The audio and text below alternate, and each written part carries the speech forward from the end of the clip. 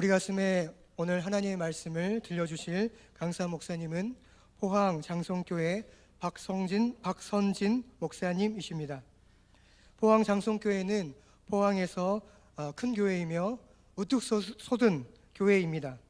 목사님께서 하나님이 기뻐하시는 성도라는 제목으로 말씀 전해주시겠습니다. 목사님 나오실 때까지 큰 박수로 환영하시겠습니다.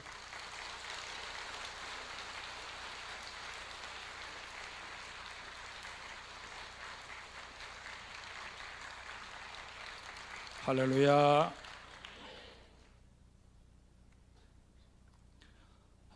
이 귀한 교회에서 1부, 2부, 3부 하나님의 말씀을 전할 수 있음이 제게는 큰 기쁨이고 영광입니다. 하나님께 모든 영광을 올려드리고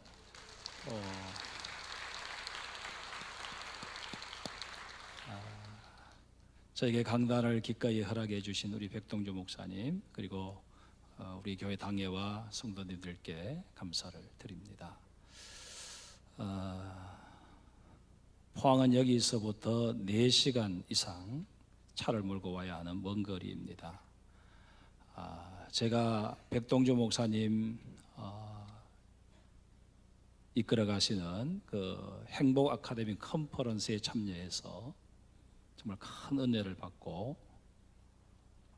우리 포항에도 이 행복 아카데미를 좀 한번 시작해 보아야 되겠다. 거기에 제가 조금이나마 기여를 해 보아야 되겠다 하는 그런 생각을 가지게 되었어서 우리 백 목사님께 이 모양 저 모양으로 좀 도움을 달라고 부탁을 드리는데 기꺼이 많은 도움을 주셨는데 우리 목사님께서 그러면 제대로 배우려면 이 목포 사랑의 교회 분위기도 좀 이렇게 느낄 겸 와서 설교를 좀 하라고. 그래서 제가 안 왔다가는 안 가르쳐 주실 것 같아서 제가 순종하는 마음으로 이렇게 본교회 강단을 비워두고 이렇게 왔습니다. 또 제가 섬기는 교회 6분의 장로님 오늘 같이 예배 오셨고 지난주에도 그 지난주에도 여러분들은 모르셨을지 모르지만 저희 교회 장로님이 계속 이 교회 예배에 참여하셔서 함께 은혜를 나누고 또 많은 것들을 또 이렇게 느끼고 오셨습니다. 이제 포항에 또 하나의 목포 사랑의 교회와 같은 그런 교회가 생겨날 수 있기를 소망합니다. 하나님께서 우리를 부르신 목적은 크게 두 가지입니다. 하나는 죄 많은 우리를 부르셔서 구원해 주시기 위함이고 또 다른 하나는 구원받은 우리가 하나님의 영광을 위하여 사명자로 살아가도록 하시기 위함입니다. 그러기에 구원받은 우리는 가능한 대로 빨리 내 사명이 무엇인지를 알아서 사명자답게 살아가야 한다 하는 것입니다. 사명자답게 살아가기 위해서 이제 우리 디모데후서 2장 1절 이하의 말씀을 가지고 하나님의 말씀을 경청하고자 합니다. 제일 먼저 주님께서는 좋은 군사가 되는 것이 사명자의 첫걸음이다 말씀하여 주십니다. 군사는 적당히 싸우는 척 하다가 도망치는 그런 비겁자가 되어서는 아니 됩니다. 일사각오를 해야 합니다. 죽으면 죽으리라는 그런 각오를 가지고 영적인 전투에 임해야 한다는 것입니다. 저는 전방에서 군대 생활을 했습니다. 전방에 가면 모든 산들마다 한 7구 능선쯤에 교통호가 다 파져서 연결되어 있습니다. 그리고 중간중간에 진지들이 구축되어 있습니다. 제가 전방에 근무하는 동안 그 진지에 여러 번 투입작전에 임한 적이 있었는데 그 진지에 가면 붉은 페인트로 이런 글이 적혀져 있습니다. 물러설 땅은 없다. 조국을 위하여 내가 죽어야 할 자리가 바로 여기다. 여러분, 한 나라를 지킴에 있어서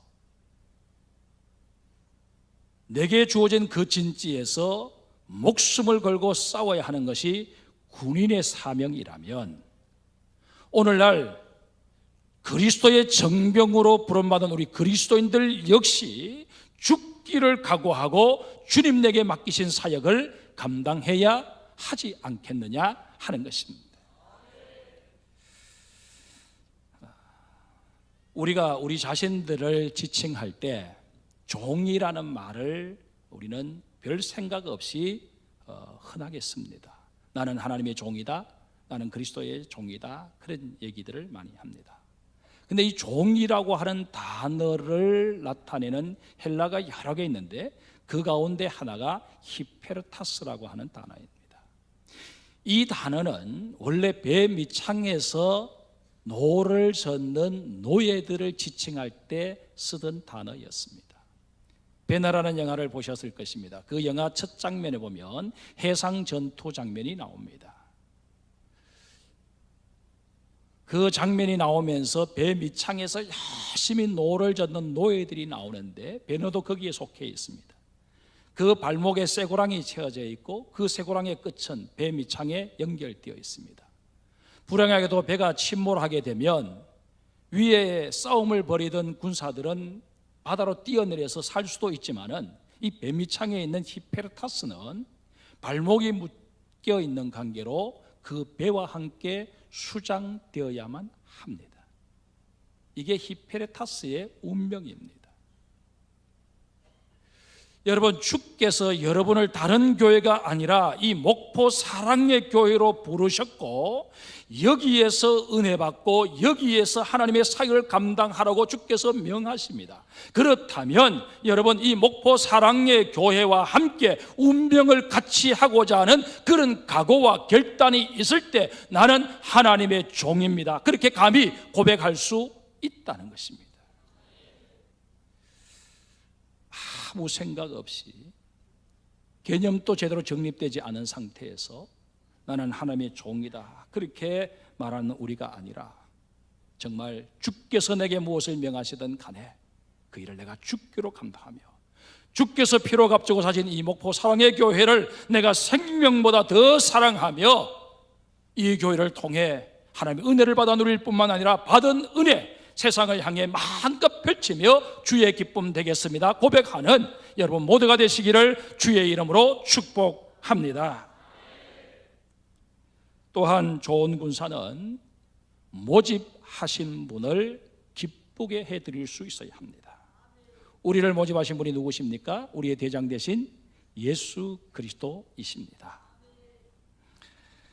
그분의 명령대로 하는 것, 그분이 가라고 하시면 가고 서라고 하면 당장 내 눈앞에 이익이 보여도 멈춰설 수 있는 그런 우리가 될 때 우리는 주님을 기쁘시게 해드릴 수 있다 하는 것을 유념할 수 있어야 할 것입니다. 교인 가운데는 5등급이 있다고 합니다. 제일 하등급 5등급은 개구리형 교인입니다. 개구리 2-3마리 모여있는 곳에 한번 가보십시오. 얼마나 시끄러운지 모릅니다. 교회 일을 함에 있어서 몸으로 하려고 하지 않고 입으로 다 떼어버리는 사람들이 바로 여기에 속합니다. 또 교회에 좋은 일 하나 생기면 그 말을 여기 옮기고 저기 옮기고 하는 분들이 바로 이 개구리형에 속합니다. 옆에 분과 한번 인사합시다. 적어도 깨구리는 되지 맙시다.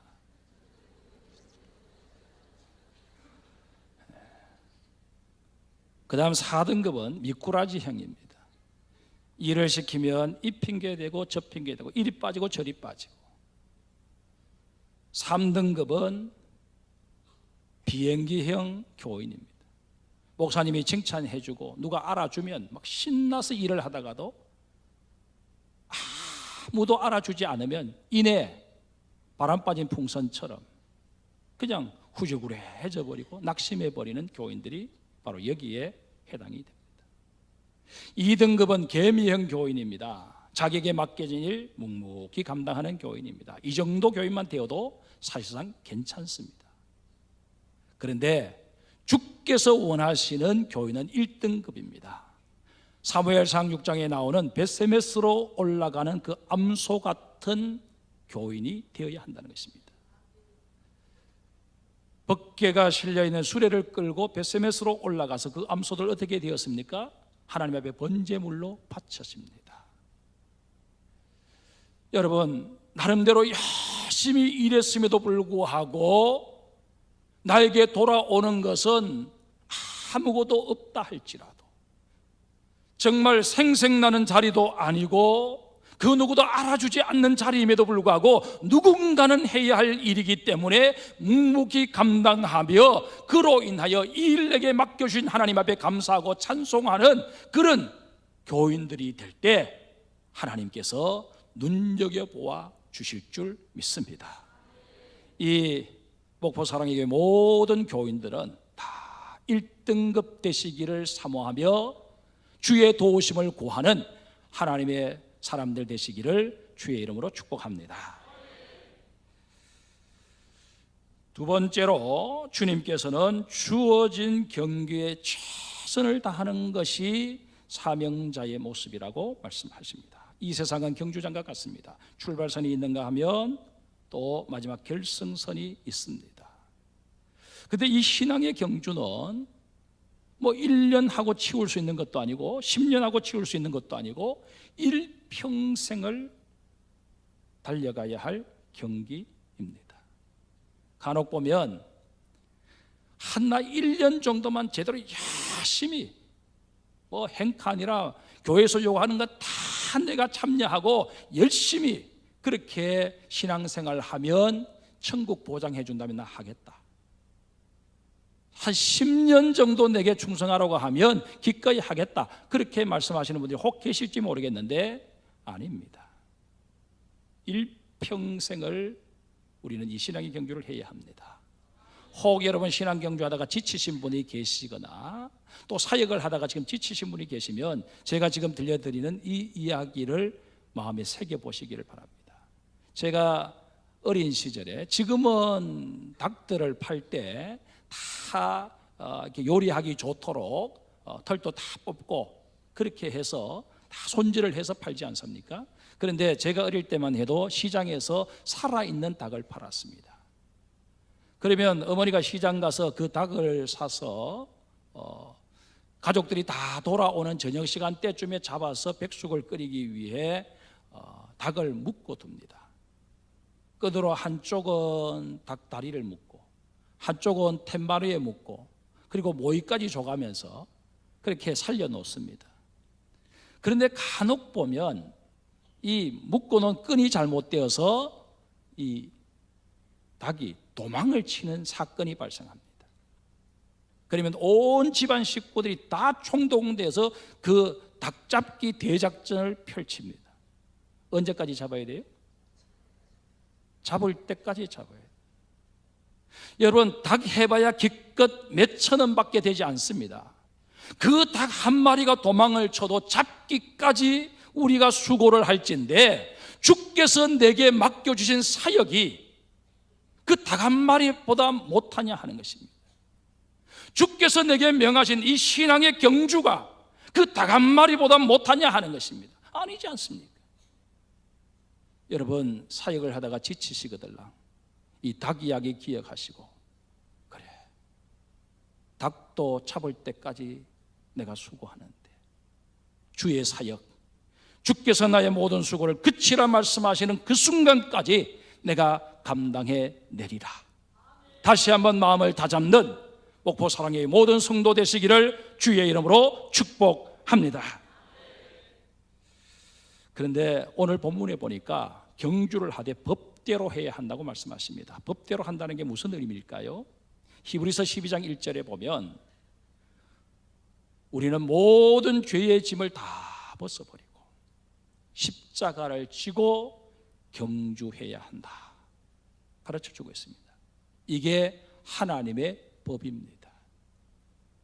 여러분, 정말 우리를 얽매기 쉬운 그 죄의 짐을 벗는 일에 우리는 추워도 망설임이 없어야 합니다. 티끌만한 죄라도 주님 앞에 나와 낱낱이 고백하고, 그리고 주께서 내게 지으시는 십자가가 무엇이든 간에 그 십자가를 기꺼이 지고 믿음의 경주를 하는 여러분 모두가 되시기를 바랍니다. No cross, no crown. 십자가가 없으면 면류관도 없다. 우리가 흔히 듣는 말 아닙니까? 주님 우리에게 분명히 말씀하십니다. 누구든지 나를 따라오려거든 자기를 부인하고 자기 십자가를 지고 나를 따를 것이니라. 저는 농촌에서 자랐기 때문에 수박 농사를 지어본 적이 있습니다. 수박을 딸 때 어떻게 땁니까? 여러분들은 뭐 수박 농사를 안 지어도 상점에 파는 수박 살 때도 잘 알지도 못하면서 일단은 두드려 보잖아요. 농부들도 잘 익었는지 어떤지 외관만 보지 않고 두드려 봅니다. 그리고는 잘 익었다 판단되는 것을 땁니다. 그런데 이제 수박철이 다 끝나고 덩쿨을 거둘 때에 보면 그 덩쿨에 채 연걸지 못하고 채 자라지 못한 주먹만한 수박들, 그보다 좀 더 머리통만한데도 제대로 익지 못한 그런 수박들이 줄줄이 딸려오는 것을 보게 됩니다. 그 수박들은 다 거름더미로 던져버리거나 아니면 가축의 먹이용으로 써버립니다. 한 덩쿨에 달려있는 수박임에도 불구하고 어떤 수박은 상품으로 팔려나가고 어떤 수박은 거름더미에 버려지거나 가축의 먹이로 던져지고 만다는 것입니다. 여러분, 정말 우리가 주께서 내게 명하시는 십자가를 지지 않고 그저 나들이 가듯이 소풍 가듯이 그렇게 신앙생활을 하고 주님 앞에 서게 되었을 때 우리에 대한 주님의 판단은 확연하게 달라진다는 사실을 기억하시고, 주께서 이 귀한 교회를 통해 내게 귀한 사역 맡겨주시고 귀한 은사들을 통해서 그 사역 감당할 수 있도록 능력 주실 때에 할렐루야 감사하며 그 일 잘 감당하시는 여러분 모두가 되시기를 주의 이름으로 축복합니다. 세 번째로, 우리는 농부처럼 헌신하는 사명자가 되어야 한다. 주님 말씀하십니다. 요즘은 대부분 하우스 농법을 사용하기 때문에 뭐 계절이 별로 없습니다만은 과거 우리의 전통적인 농사법을 우리 한번 연상해 보십시다. 겨울이 지나고 봄이 다가오면 그동안 묵혀놓았던 밭으로 농부들이 나갑니다. 거기에 쌓여있는 쓰레기를 다 모아서 불태우고 그리고 쟁기질을 해서 흙을 다시 부드럽게 만듭니다. 돌을 골려내고 그리고 흙덩이를 깨고 그것으로 그치지 않고 씨앗을 잘 뿌릴 수 있도록, 또 씨앗이 싹이 난 이후에 관리를 잘할 수 있도록, 배수가 잘 될 수 있도록 고랑을 다 준비를 합니다. 그리고 난 이후에 거기에 씨앗을 뿌립니다. 여러분, 이렇게 씨앗을 뿌리기 위해서 정성스레 준비하는 농부들의 모습을 통해서 우리는 인생의 교훈을 얻을 수 있어야 합니다. 주님께서 누구를 들어 쓰실까요? 아무나 들어 쓰시는 것이 아니고 준비된 인생을 들어 쓰십니다. 어떻게 준비해야 할까요? 우리 주님께서 그 본을 우리에게 분명하게 보여주셨습니다. 주님께서는 공생애를 시작하시기 전에 하나님과 동등한 분이심에도 불구하고 이 땅에서의 사역을 시작하시기 전에 40일 동안 금식하시며 기도하셨습니다. 하나님께서 명하신 이 구원의 사역을 마무리 짓고 완성 지음에 있어서 십자가를 앞두시고 겟세마네 동산에 올라가 기도로 준비하셨습니다. 예수님은 철저하게 기도로 준비하시고 하나님의 뜻에 순종하셨습니다. 여러분, 내가 기도를 통해 하나님의 은혜를 덧입고 하나님의 능력을 덧입어서 준비되어지면 신실하신 하나님, 약속하신 대로 반드시 나를 세상에 거룩한 영향력을 끼칠 수 있는 존재로 세워주실 줄 믿습니다. 직장에서도 여러분 더 귀한 자리로 하나님 높이셔서 반드시 하나님이 원하시는 바를 실현할 수 있도록 이 시대에 내가 너를 통해서 영광 받기를 원한다 말씀하여 주시는 그 은혜의 주인공이 되실 줄 믿습니다. 부모에게 물려받은 것 없이 성공한 사람을 일컬어서 자수성가했다, 그렇게 말합니다. 여러분, 부모에게 물려받은 것 없이 자수성가하시기를 원하십니까? 그보다 한 단계 더 높은 것이 있습니다. 하나님께서 우리를 장중에 붙잡으셔서 우리를 성공하게 하시는 것, 이것을 일컬어 신수성가라고 말합니다.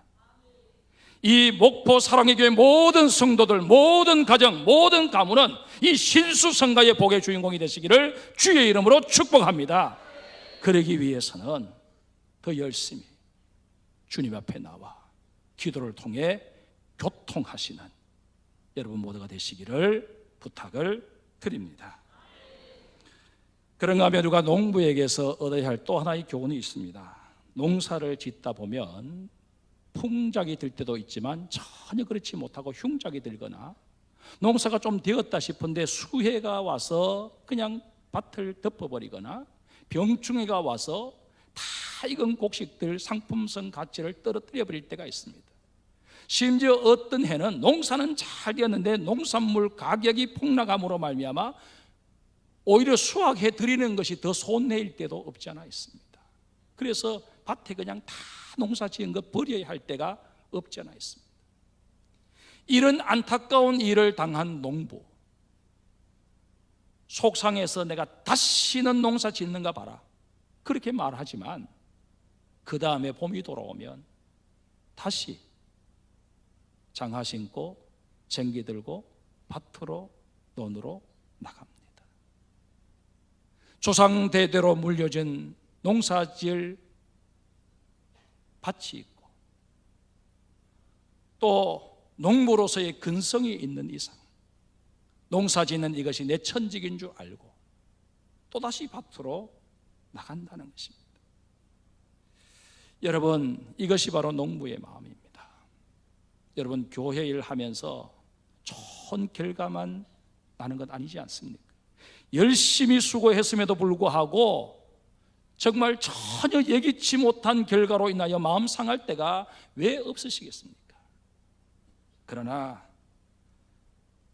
주께서 내게 사역의 자리를 맡겨주시는 이상 그 결과가 어떠하든 그것과는 상관없이 나는 다시금 팔을 걷어붙이고 일어설 수 있어야 한다 하는 사실을 명심하셔야 할 것입니다.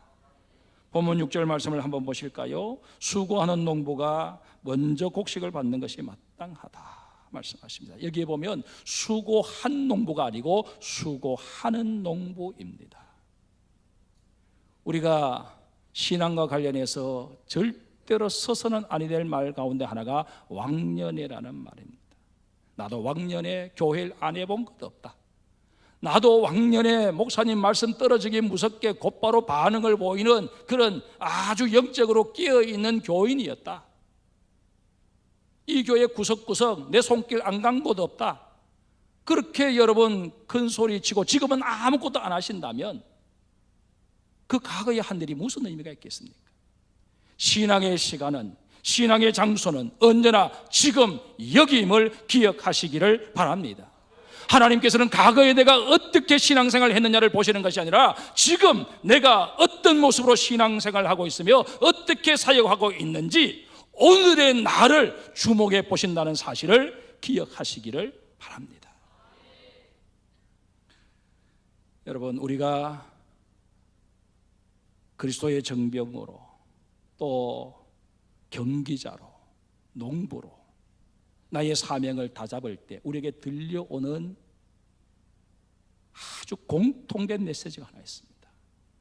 그것은 바로 끝까지 낙심하지 말고 죽도록 충성하라는 것입니다. 어떤 초등학교에서 선생님이 시험 문제를 내셨습니다. 마음이 굳지 못하여 결심한 것을 이내 잊어버리는 사람을 일컫는 말, 이게 문제입니다. 그리고 답안지에 작갈로 삼갈로, 답이 뭐예요? 작심삼일.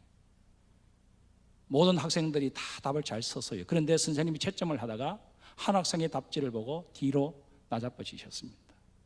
그 답지에 작은삼촌 이렇게.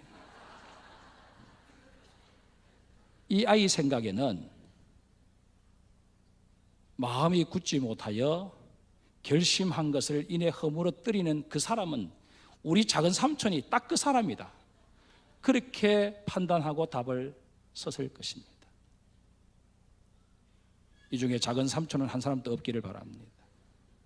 오늘 설교를 들으면서 주께서 내게 말씀하신 것, 주께서 내 가슴에 새겨주시는 것 깊이 간직하시고, 정말 여러분 2017년 아직까지는 우리가 신년 초기라고 얘기할 수 있지 않습니까? 특별히 여기 학생들, 새 학기 시작하고 새 학년 시작하신 우리 학생들, 정말 주께서 내게 주신 이 귀한 결심들 흐트러뜨리지 마시고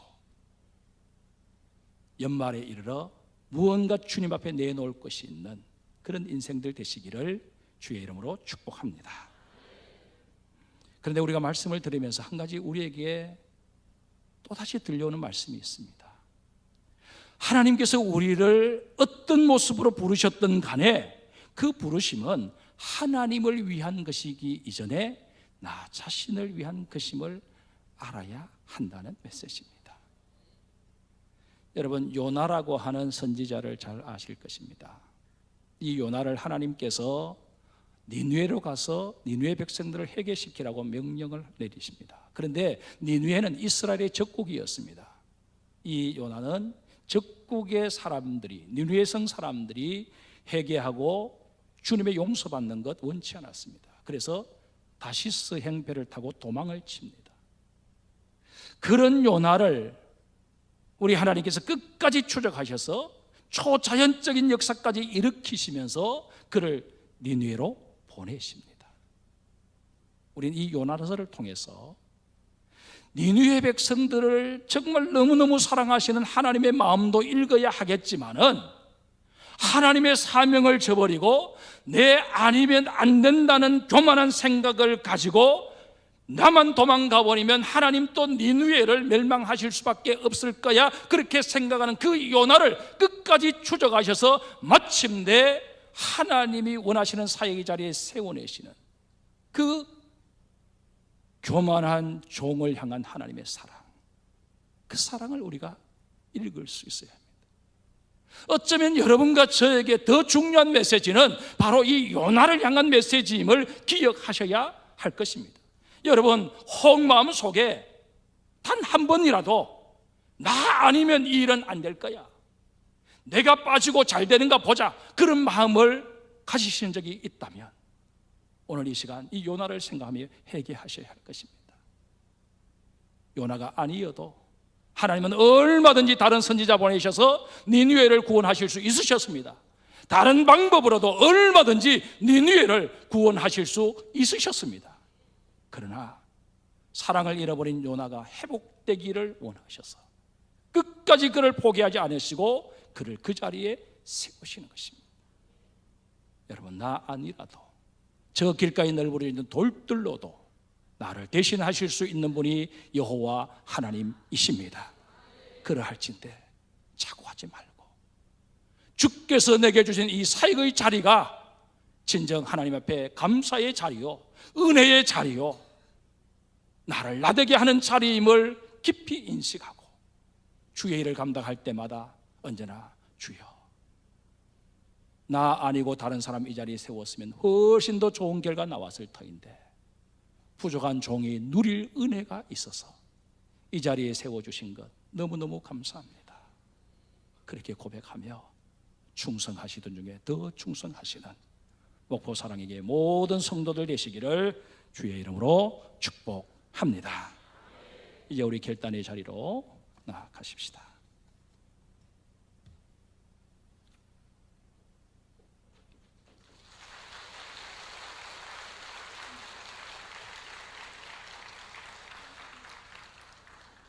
은혜 많이 받으셨죠? 참 목사님 설교를 들으면서 나는 유치원 원장 스타일 설교가고 우리 목사님은 육군사관학교 교장 설교가시다. 할렐루야. 그래서 원장 말만 듣지 말고 육군사관학교 교장 메시지 들어야 된다. 특별한 섭리가 있어서 목사님 보내신 것 같아요. 아멘이죠. 참 은혜가 됐고, 사실은요 위로하고 격려하고 이런 설교는 참 쉽습니다. 주를 위해 충성하자, 좋은 군사대에서 고난받자, 경주하는 경기처럼 끝까지 죽도록 충성하자. 하기도 힘들고 듣기도 힘들어요. 이 설교하시는 목사님 보면서 저분이 진짜 목사님이다. 정말 진짜 목사님이다. 할렐루야. 저는 참 목사님 말씀 중에 정말 큰 은혜가 되는 게 많이 있었지만은 히펠타스라는 단어 있죠. 나는 정말 그렇게 충성하고 있는가? 배 밑창에서 끝까지 북소리 맞춰서 노를 젓는 그 단어다. 나는 정말 그렇게 하고 있나? 근데 바울이 참 따뜻한 거예요. 내 아들아. 그러면 내 아들아로 시작하더니 좋은 군사로 자기를 빼놓지 않고 나와 함께 고난을 받자. 경기하는 경주자처럼 끝까지 뛰어가자. 목사님 말씀 중에 수고하는 농부가 곡식을 먼저 받는 게 마땅하다, 이 말이요. 가만히 우리 어머니들 우리 과거 신앙 역사를 보면 정말 수고하는 자 곡식 먼저 받는 게 마땅하다. 반드시 상급이 있고 행한 대로 갚음이 있고 은혜가 있다. 너무 은혜가 됐어요. 아멘. 우리 교회에 정말 필요한 말씀 전해주신 목사님께 다시 한번 뜨거운 박수로 감사합니다. 우리 결단송 부르면서 우리 말씀을 깊이 생각하며 다시 한번 더 우리 옷깃을 여며 보십시다. 소망 없는 내 삶에 새 생명 허락하시. 소망 없는 내 삶에 새 생명 허락하시. 날 향한 주님의 은혜, 놀라운 주님의 사랑, 삶의 문제 힘겨워 눈물만 흘릴 때도 포기하지 않으시고 나를 안아주시는 주님, 한없는 주님의 사랑이죠. 한없는 주님의 사랑 나 찬양하네. 찬양하네. 나의 믿음을 주께 드려.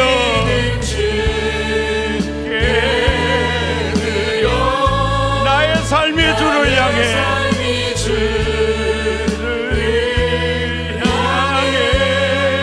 내 유일한 사랑 되신 주께 내 삶